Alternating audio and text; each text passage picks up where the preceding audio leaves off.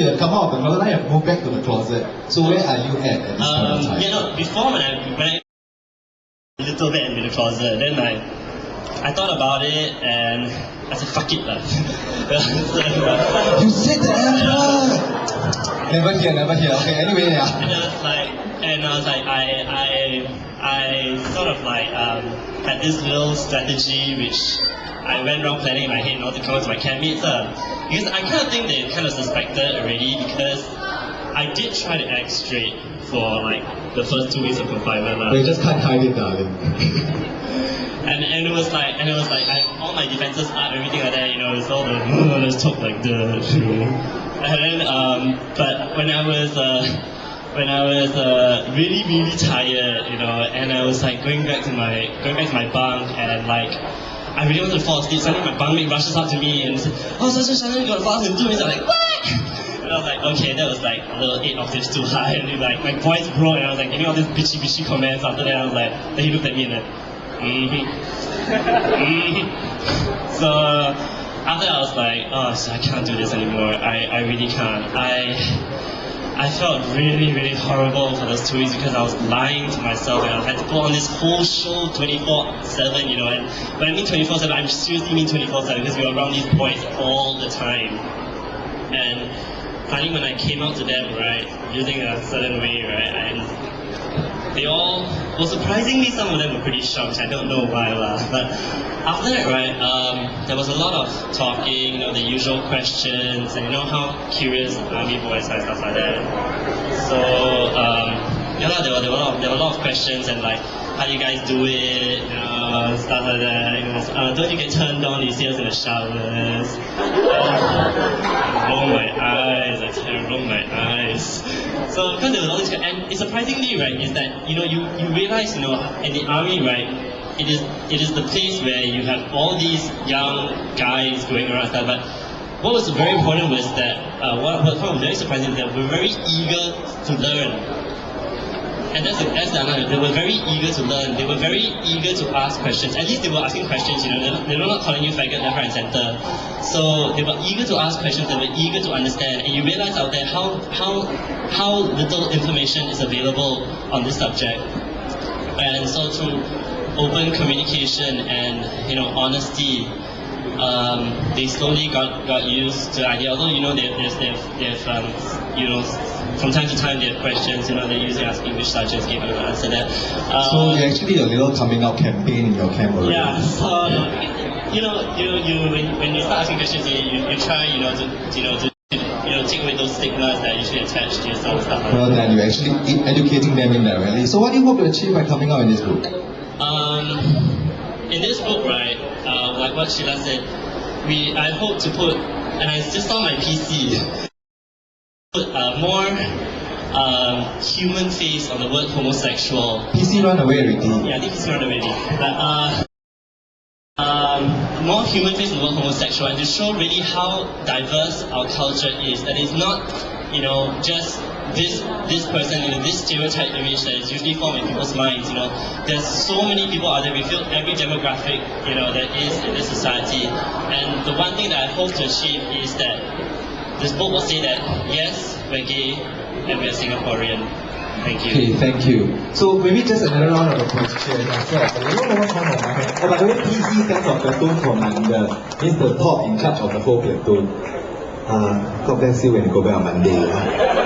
Okay, now, see, the book has been launched, or rather the book has been printed and come out, and people have read the book, there are reviews. So what is there is one thing that I've learned from coming out till now of this book? What is the one lesson that you have learned? That's a good question. That's a good question. Okay, think. I think one lesson I've learned is that I've had wonderful, positive responses from my colleagues, from my students, about my being open about my 2 gay sons. And I think that I've also said this in the book, and that is that people generally can be very accepting. It's just, as Nicholas said, sometimes it's just ignorance, and that we should be more open, more honest about ourselves, and that's the way to go. And I think also following on what Nicholas has been saying about honesty and communication and maybe also even support, I would like to say that I had been toying with this idea, and now I would like to say this, and that is, I want to actually set up a support group together with my friends. I have many friends who have siblings who are gay, and even a mother of non-gay children, and she's very supportive of the lesbian and gay community. And we're trying to set up a website with resources with information about lesbian and gay issues and people. One lesson I've learned is that integration is very important. Like initially I had reservations joining the book because it's giving me too much exposure and I've been under so much scrutiny from the people here. And but I learned that it really pays off because as Sheila said, it gives a face to homosexuals in Singapore, and I think it's really important not to demonize it, but to humanize it. It's a big leap of faith, but it's really worth it. That's about it. For me, I think I've learned that different people can have different reactions to it.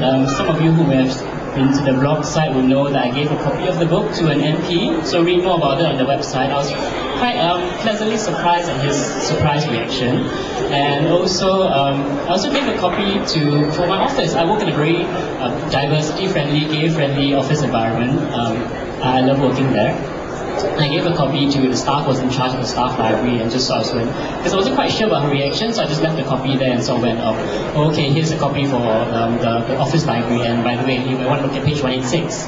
She looked at it, and I was almost taken aback by her response, because what she decided to do was that she would register it as a library book, and then she would bring it home and read it and keep it. So instead of it being circulated around, so she would like to read it. So apparently she was asking around, where can I get a copy, you know? So I said to her, no, I think the copies are going to be sold out soon. So I think she got a bit worried, so she decided to keep the library copy for herself. So I think I'll go back to work on Monday and let her know that there'll be more copies available for her to buy for herself and her friends. Yeah, I'll buy one for her maybe. So that's what I learned.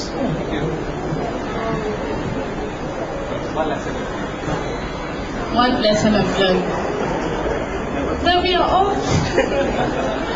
all very normal and very common folk. That we walk among a community, we belong to a mainstream community. Being gay is not the one most important thing in my life. There's many other things, that we are among our families and our communities, and that we still have a life. That our sexuality is not the basis for our life.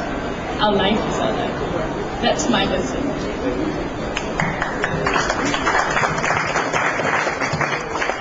The one thing I've learned after this book is that there are a lot of people out there who are willing to learn.